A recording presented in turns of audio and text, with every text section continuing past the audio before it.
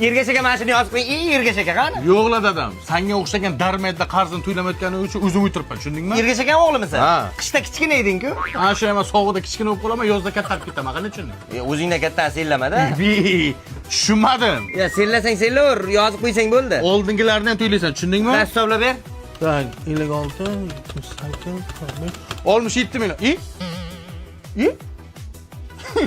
Ayam o'ldiradi endi meni. Odamlarimiz darmed deydi, shunda yomon xafa bo'lib ketaman. Xafa bo'lma, bizda qadarmetlar o'zi xalqqa kerak. Nimaga? Bo'lmasa normal odamda qanday ajrat olasan? Ha, darmetlar qanday? Ana bitta darmet keldi, qani?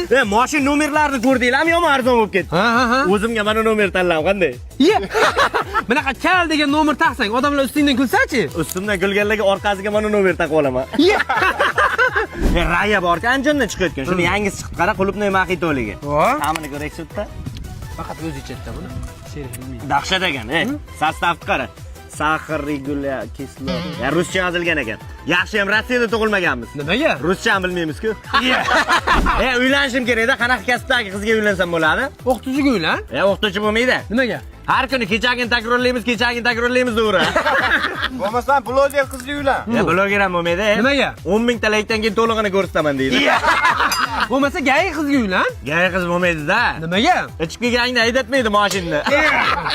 Temboli uyda umuman remenni yechtirmaydi.